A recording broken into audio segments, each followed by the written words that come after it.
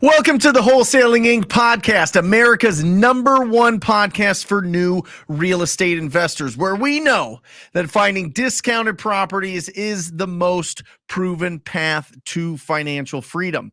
I am your host, Brent Daniels, Mr. TTP, Mr. Talk to People, and I am telling you this: if I can do it, so can you. So let's get started. Have you ever thought about all the different strategies there are in real estate investing, all the different exit strategies, all the different ways that you can produce income in your business? Think about it. You could be a real estate agent. You can flip properties. You can house hack, where you build a house and live in part of it and rent out some of it. You can wholesale properties. Obviously, you can have long-term rentals. You can have short-term rentals. You can do BRRRR strategy. You can be a developer. You can do all of these things. And the reason I bring all this up is because this incredible 28-year-old, all right, has done all of this. And she is balancing this wonderfully. She's building her portfolio, but she's also building her company to be able to produce more opportunities every single week. It is my pleasure to bring on to Wholesaling Inc. podcast, Tasha DeRegis. Tasha, how are you? Hey, I'm great. How are you? I am fantastic. So you're from Nashville, and you are tasting every little bit of this real estate business. I mean, you've done a little bit of everything, right? Right. I'm a dabbler. That's it. So let's talk about this a little bit, okay? When did you get started? What pulled you into being a real estate entrepreneur? Well, okay, so I wanted to actually go into human resources. I got a degree in industrial and organizational psychology, and I'm super passionate about psychology, and I really wanted to help people in the workplace and kind of manage and stuff. And so I got my first big girl job out of college in a corporate environment, and I realized within 6 months that it was not for me. And I quit with no backup plan. I literally went and worked at a temp agency that I had worked at during college. And so I cut my income in half. I went from making 55K a year to 25K a year, just because I couldn't tolerate how corporate was treating me. And so during that time, I was a receptionist and administrative assistant.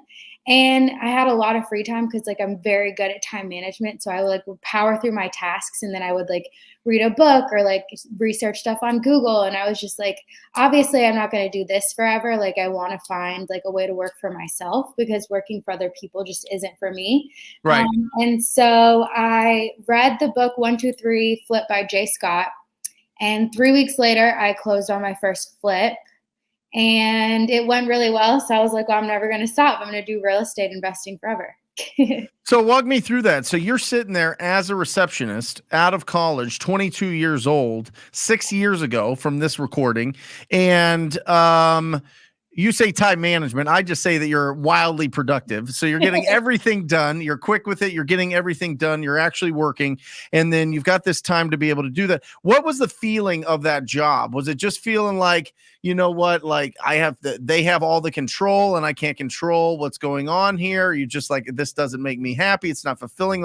What's that feeling you're going through as you're sitting there as a receptionist that made you feel like, there has to be more than this? Yeah. So before I was a receptionist, I worked at, I guess I don't want to say, but I was an executive team leader somewhere. So I was running the store at a corporate level. And they said that I had to work a minimum of 10 hours a day, and it would usually turn into 12. So I was working 60, 70-hour weeks. I was working weekends. I was working nights. I was working early mornings. I was working constantly. And I even had a talk with my boss. I was like, hey, if you don't stop making me work this much, I'm going to quit. And he was like, well, we don't want you to quit, so you don't have to work that much. And then he still made me work that much. So I was like, all right, well, here's my 2 weeks. But I actually loved being a receptionist because it was so simple. I got to do a lot of self-improvement while I was working as a receptionist. And so I was bored, and I was just researching how to work for myself. And so the way I found was real estate. And it ended up being a passion of mine. It ended up being really fun, and I never wanted to stop, and I don't think I ever would. I love it. I love it. So how does somebody that was a receptionist go and do a flip? How did you raise the funds, or did you already have the funds, or was it just a very inexpensive flip that you did? Like, walk me through that a little bit, because I think that that's a mystery in my mind. How do you go from just 3 weeks later, you're doing a flip? Yeah, so I think I got my flip for like 119. Okay. It was like 660 Raina Drive in Old Hickory, Tennessee, if anyone wants to check it out. And it's like right on the outskirts of Nashville. So I got it for like 119, and then I put like 20K into it. And I literally just read 1, 2, 3 Flip by Jay Scott. I'm really good at like taking instruction, and I was just like, I'm desperate. Worst case scenario, I refinance and like live in it. So I was just like, if this works out like the way that the book says that it will, then like I'm going to be golden. But if it not, like at least I have a house I can live in, I can rent the rooms, like whatever. So I'm just like a huge problem solver. So I knew like no matter what, I was going to be okay. I had a bunch of money from working at my previous job. My first big girl job, I was making like 56K a year. And I didn't have any time to like spend the money. So I literally just saved all of it because all I did was work.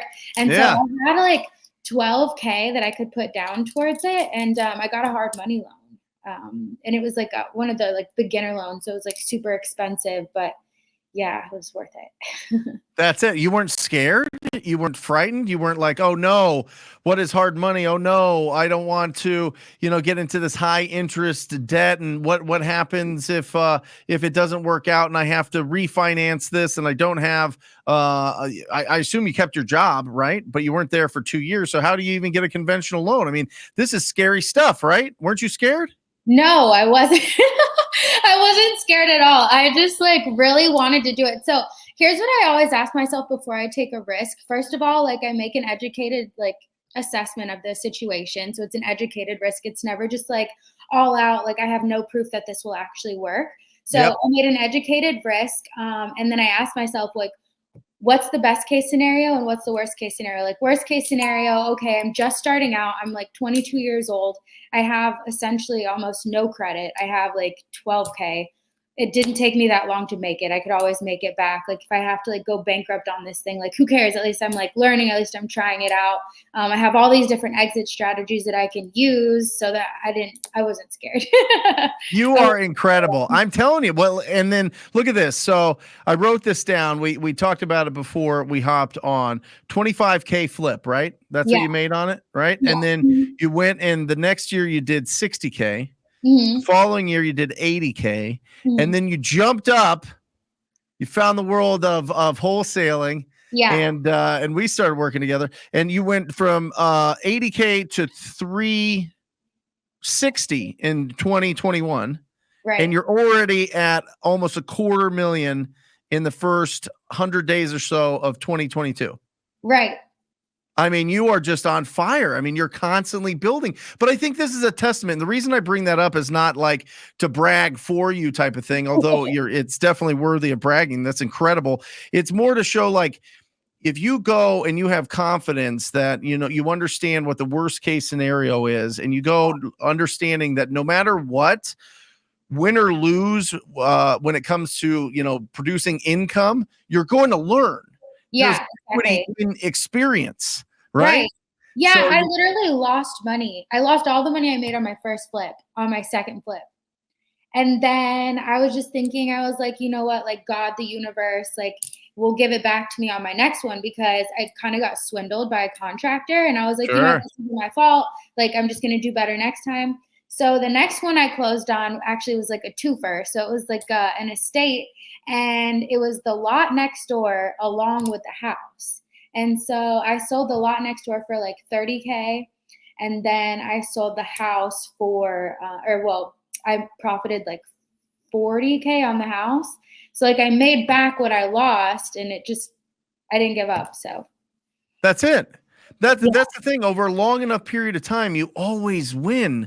I'm telling you, you stay focused. And this is something that I've really been investigating a lot with Tasha, is it's not so much like the time management, it's attention management, it's energy management. You know what I mean? Where are you putting your energy? Because for 168 hours in a week, you let somebody like you loose. I mean, you're going to go and you're going to go bananas. I mean, you're going to go, you're going to find opportunities. You're going to network with people. You're going to pick up the phone. You're going to be communicating all the time. You're going to be building a company. You're going to be unstoppable because that's what your attention is on. And somehow you were born with the gift of understanding, like, what's the worst case scenario? I mean, how did you learn that?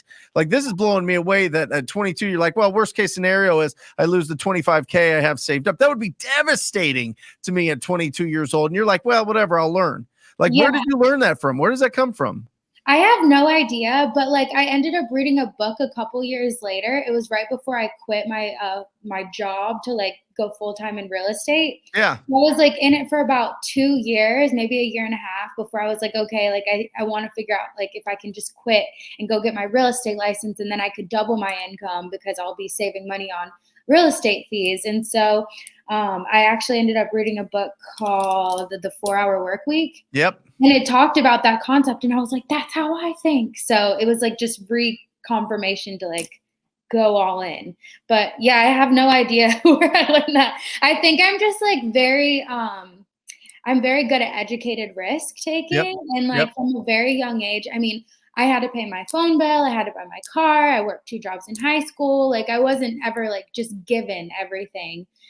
So it was, I think that was a really good learning experience for me to know like money management and also know like, okay, to me, like, yeah, 12K is a lot, but like all I have to do is go get another 56K job that's working me to the bone and I can make that again. So who cares? Like the goal is to not have to do that. So I love it. And, you know, that brings up an interesting point of just understanding financial literacy when you're younger, you know, putting children in a position to understand how to save money, how to be responsible with money, what money actually does, you know, what opportunities it brings you, what doors it opens up for you. Because when you do have that 12,000, you're able to go and take those educated risks, and not worry about losing somebody else's money that you just raised. You know what I mean?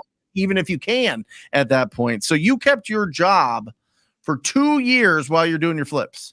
Yeah, I did. And I even did some of the work myself. I learned how to like do a lot of stuff, like a little electrical, a little plumbing, like a little like some painting, like cabinets and all that stuff. So I was like in there, like doing that too. So I didn't really have like a full-time job. I had like 3 jobs. So I worked as a temp.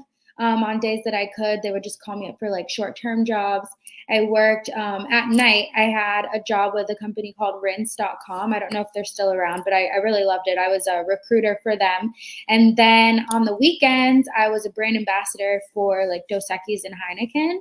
So I got to do that too. So it was just like 3 jobs to support like rent, mortgage, and then I actually ended up living in my second flip because I was like, I don't want to have to like grind this hard. Yeah.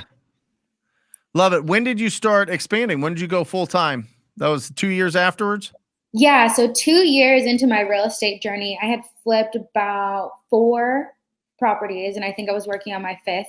And I got the idea to get my real estate license. I had done the math on like how much more I could make and it would completely supplement what I was making at the job. So I was like, you know what? I can never grow in real estate if I'm not completely focused on it. And actually at the time I was getting offered like my dream job in human resources and recruiting. And it was something that I had really wanted to do. It was for a startup company. There was a ton of growth potential. And I was reading The 4-Hour Work Week at the time. And I was just like, I have to make a decision. Like it's either a dream job or like dream life. And I was like, obviously I want to give myself like my own dream job and be in control of my future, my finances, my job responsibilities. So I told them, I wish I could take the position, but I am going to quit. You're gonna bet on yourself and you're gonna go out there and go full time, and that's a huge decision. And you know what? It's not one that people should take lightly, because I mean, you need to make sure that you've got enough wind behind your back to feel comfortable and confident moving forward as a real estate entrepreneur. Because we have a lot of people listening, Tasha, and watching. Guys, if you want to watch this and put a face to a voice, please join us on the Brent Daniels YouTube channel. But 6 months, I'm telling you, 6 months balance of reserves really helps you because you don't want to be stressed. You don't want to have anxiety. You don't want all of these other things compounding while you're trying to build your business. You want to feel comfortable and secure and have enough experience so that you can go forward and really make an impact and really take your business from 80K to 360,000. Which is absolutely incredible. And you really went from 60 to 80 in that year, and then you jumped up to 360,000. So let's talk about wholesaling real estate. That's why we're here, right? The Wholesaling Inc. podcast. So when did that come around, and when did you discover what wholesaling was? So I actually discovered what wholesaling was when I was reading the first book, 1, 2, 3 Flip. And I wanted to do it, but I didn't have any time to do it. So I flipped about 14 properties, and I had met one of my good friends who he does flips now. Like, we traded information. And I met him out at the flip that I was going to buy from him. And it was the first wholesaler I'd ever worked with. I was always really skeptical. I kind of wanted to go on the MLS, but like the MLS wasn't bringing me as many deals as I wanted, not as good of a price. And so I found this deal, and I was just like, yep, I'm going to be out there. Actually, I was supposed to send my contractor, and thank God I didn't. My contractor ended up not being able to go. So I met him, and I talked to people about like wholesaling, because he was like, so can you teach me how to flip houses? And I was like, well, I kind of want to learn how to find properties off market. Can you teach me how to wholesale? And he was like, yeah, let's trade info. Like, we'll stay in touch. You buy this house from me, and we can like work together. So at the closing table, I saw that he made like 27K on the spread. And like, you know, people might count your pockets. I'm not going to count your pockets. I'm just like, whoa, like I want to be like you. Like, you want to do what I'm doing. I'm going to make like 30, 40K on this. You already made like almost 30. Well, what am I doing? Like, if I would have found this deal off market, I would have made like 60K on it. So, right. Yeah, we kind of like helped each other and taught each other. And then obviously I got in with you, and then, yeah, so that's kind of where it all started.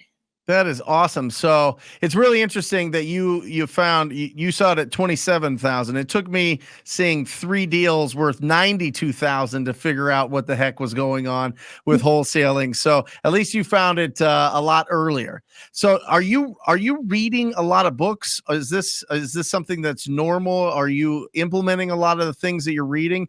You've mentioned 2 books now that you've implemented right away. So what does your reading schedule look like?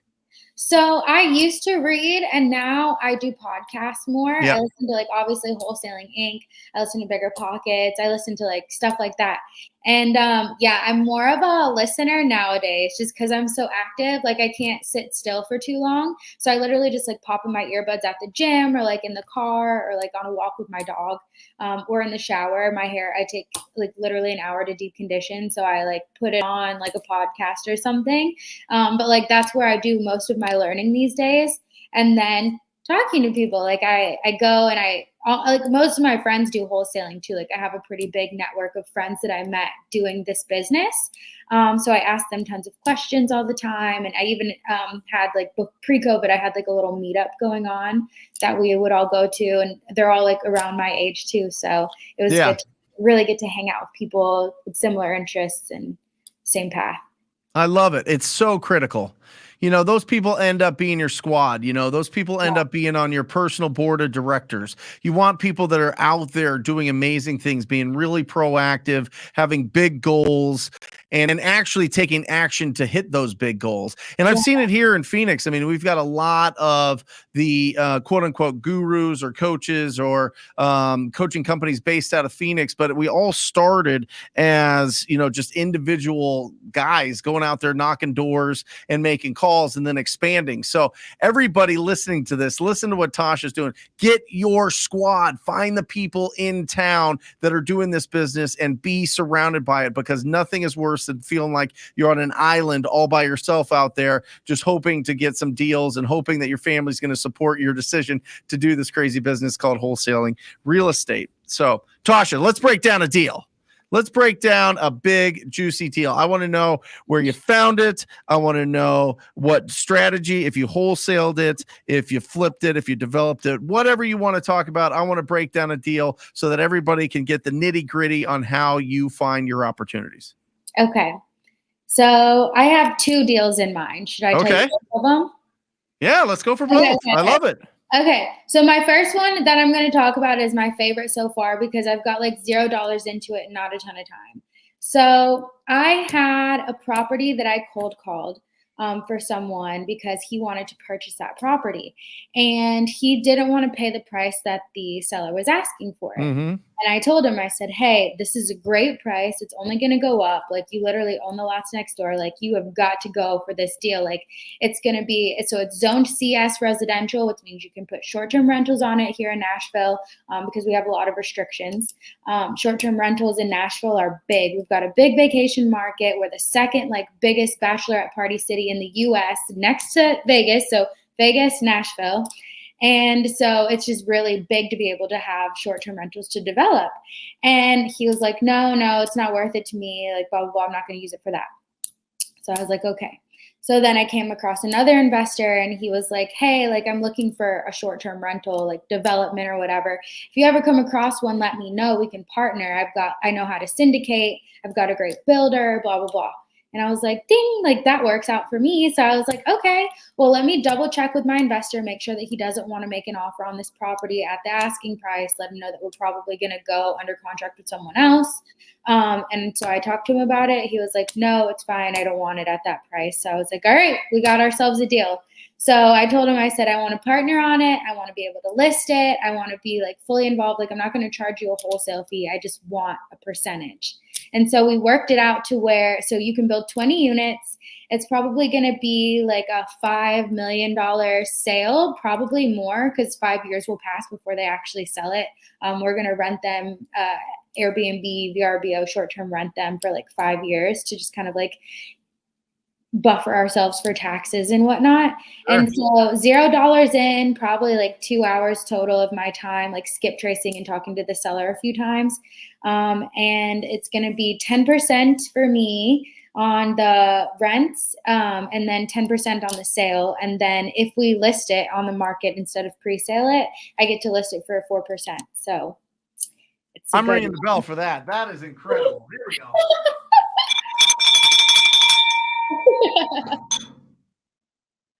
How much time did that take you to get 10% equity in a $5 million deal and 10% of rents? By the way, guys, we're not just talking about run-of-the-mill rents, right? We're talking about short-term rental rents, right? We're talking about like Airbnb rents. Right. So they're probably going to gross like 60 to 80K, maybe more by then. A month? It's going to be, a month. A month? No, a year. Well, each. So what's 20 times? You're good at math. I've seen you do it. Yeah. It's a lot. So you're getting 60,000 a month or a year each unit. So 1.2 million. Yeah. Yeah. Incredible. 1.2. I mean, obviously there's a bunch of costs involved in short-term rentals, but guys, this is what I'm talking about. This is what we talk about all the time on this podcast, is having quality conversations with property owners, especially distressed property owners. Now, this one is a development deal. This one's going to take a long time to unfold. It's going to be a long process to build these, probably 2 to 3 years to build them, get them stabilized, another 2 years of holding them and renting them out, and then get an exit in 5 years. But I'm telling you, planting seeds. What else? You have no money into this. Yeah, $0. You have no money into this. So this is just this is literally a infinite return on investment. Right. Yeah. And the same investor who did the syndication for me gave me a wholesale deal. So I got to sell one of his flips that he just wanted to cash out on. Incredible. And that's what I'm talking about. I'm talking about opportunity. I'm talking about if you are just silent and you're not on your phone all the time, this phone is our portal to whatever you want. I'm telling you, it is a portal to financial freedom, but you got to use it. You got to get on the phone. You got to have conversations. Every successful person is on the phone all day long. I am telling you, they're talking to people all the time. I don't care what the industry is. They're always communicating. So go out there, be brave, have courage, be like Tasha here, and make those calls and find those opportunities. All right, what's deal number 2? Okay, so deal number 2 is one of my favorites. Usually I keep deals that have like 100K or more equity in them. But this one was like more of a flip, and I just don't do that anymore. It takes me a lot of time and stress, and I want to like focus on like quicker avenues. Or like long-term avenues. So we found a cabin out in the Smoky Mountain area.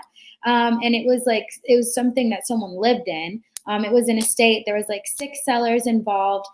They just wanted to get out. They just wanted like 280 or 250 or 285K or something like that. And we ended up selling it for a net of like 134. Okay. And so somebody bought it and flipped it, and they're going to burr it, and then they're going to keep it as a short-term rental. So how did you find the deal? So my cold caller sent it into my acquisition manager, and my acquisitions manager followed up. I think it took us maybe like 60 days from it entering into our system to get it Do you remember what list it was on? So it was, I could look it up. I forget what list. I know that it was absentee owner. Okay. And I know that it was high equity, but I don't know the exact list, but I do have that somewhere in my system. No, absentee owner is basically somebody doesn't live in that property. Maybe it's a vacation home. Maybe it's a vacation rental. Maybe it's a rental, just a straight up rental. And then they've owned it for a long time, which means that they've probably built up a significant amount of equity. So that's what you want to look for when you're out there finding these opportunities is look for properties that were built before 1990 because we want them to be a little bit rough. Look for properties that have been owned at least 7 years because 7 years is the average of people own property, and then they sell it and go for the properties that people don't live in, right? Because there's less strings attached. If it's a vacant property, it's just, I want to sell it. There you go. And the deal gets done. So what'd you lock it up for and what'd you sell it for? So I locked it up for I'm looking literally at my system right now. Yeah. I want to make sure I give you the exact numbers. Okay. So we got it for let's see, 250. Yep. And we sold it for 385. 385. Yeah. 135,000. Yeah. And you know what? I think that it's important if you have a team of acquisitions managers, I think it's important to kind of underprice things. So we were like new to the market over there. And I wasn't quite sure how to price things. So I just got really lucky. He had no idea what to offer. So he was just like, I think 250 is going to work here. And I was like, I think 250 is going to work here too. We dig into the numbers after we already have it under contract and we're like, oh, I'm glad we didn't offer more than that. So start low. Please. Start low. So 135, all profit? All profit. Oh my goodness. Come on. Here we go.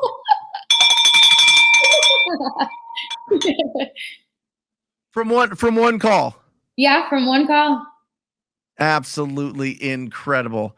From one phone call. Listen to this. And you had a virtual assistant make the call? Yeah. So I have cold callers that make all the calls and then they send them into our CRM Podio. Yep. And then, the acquisitions manager follows up from there. So I have cold caller, then it goes to my dispo guy. My dispo guy runs the numbers and makes the offers. Then he sends it to acquisitions. Acquisitions continues to follow up. And if it goes cold, he sends it to the lead specialists. And then the lead specialists follow up with the cold leads while he focuses just on hot and warm leads. And there's a she now. I love it. Guys, 2 deal breakdowns here. One of which is going to be incredible. 10% equity in a $5 million property with 10% rents on $1.2 million coming in income. And that's gross. That's not net. So don't get too crazy, but it's significant. Let's be honest. And then 135,000 cash, 2 phone calls, 2 conversations. It's right here. This is the proof that you need. If you've been sitting there and you're wondering, how do people find these incredible deals? It is this simple. You do not have to make this complicated. Yeah. Find properties. Get their phone number. You can get that at batchskiptracing.com. You get their phone number. You call them up and you ask them if they would consider an offer. When you do that, there's only 6 responses that they give you. Yes, I do want to sell. No, I don't want to sell. Leave me alone. 3 is, how much will you give me? 4 is maybe in the future. 5 is, who are you? And 6 is, how'd you get this number? It's only 6 responses, guys. That's the only 6 responses you're going to get when you ask somebody if they would consider an offer. And when they say yes, you better be prepared. You better be prepared to follow up and pre-qualify that property owner based on the condition of the property, their timeline to sell that property, their motivation to sell that, or whatever their problem is, and their price. So you start asking enough people and you start pre-qualifying them based on the condition, timeline, motivation, price, and I'll be sitting here interviewing you, just like I'm interviewing Tasha here, because that's exactly what she did, and that's exactly how she got to the point now where you're on a track for $1 million this year in gross income with your business, let alone all of the equity that you're building in all of your rental properties. I mean, 28 years old. I mean, you're going to be a millionaire before 30. God willing. God willing. The goal this year is 1.3 million. So yeah, everyone pray for me. I am so happy for you. I couldn't be more thrilled. You are, just coaching with you has been a real blessing because you really get into it. You really want to know the nitty gritty. You want to know exactly what to do right away. And the best part is you actually implement it. You just go right. Okay, got it. You said it at the beginning of this conversation. You go, I am coachable. I see something and I just do it. And it is the absolute truth. It is the absolute truth. Yeah. So I'm just so happy for you. What's the future look like? What's your big goal? When you're thinking 5, 10, 15, 20 years out, where do you see yourself? What does that look like? So in 5, 10, 15, 20 years, I want to have a ton of rental properties, a ton of short-term rental properties. I want to have financial freedom. Mm-hmm. I want to watch my business from the outside and not be in it. Yep. And I want to just really enjoy my life. I want to do literally whatever I want to do when I want to do it. That's how I started off in real estate. The goal was I want to be able to do what I want when I want. And I don't want anyone to stop me, not even myself. So I love it. And you're going to do it. Absolutely. I love that. Watch your business from the outside, not in it. And it's the truth. And you're already, I can see the discipline that you have taking deals off of the table to add to your portfolio. It's incredible. Plus the development that you're doing. It's going to be exciting watching you over the next few years. So, well, thank you. How can people get a hold of you? People that are in Nashville, they want to squat up. I mean, you're going to be a magnet for people in Nashville that want to be around your energy and your enthusiasm and really just your confidence. You know what I mean? How do people connect with you? Yeah, you guys can find me on Instagram. It's at Tasha Rose, but the O is a 0. So TASHAR0SE. And my business page is just The Renovation Queen. So yeah, you can connect on either one of those. I love it. Well, thank you so much for being on here, Tasha. What an inspiration. And thank you. Great conversation. Thank you. I've loved working with you, Brent. You've been really awesome. Awesome. Good. Well, you do all the hard work. It's easy for me. So that's incredible. Yeah. You guide me and I do it. That's it. You're the best. All right. That's it, guys. That wraps up this conversation, this podcast. Remember, have courage, be brave, go out there. There are 6 to 10% statistically, 6 to 10% of our real estate market is in distress at all times. That means millions. There's 141 million properties in the United States. 10%, that is huge. Millions of properties. There are so many opportunities out there for you, but you have to take that first step. You have to build up your faith and you need to go. And now you have that strength, that mindset that knows that you can keep doing that. And if you're interested in joining the most proactive group in real estate investing, if you're interested in learning how you can, and I quote, watch your business from the outside, not the inside. That's what we coach. That's what we're talking about in the TTP coaching program. Go to wholesalinginc.com/TTP. It's wholesalinginc.com/TTP. Check out what it's all about. Check out all the incredible wholesalers that I've had the pleasure to work with personally. If it feels good in your gut, sign up for a call. I look forward to working with you personally. And as always, I sign off by telling you that I love you and go out there and talk to people. Till next time. See you guys.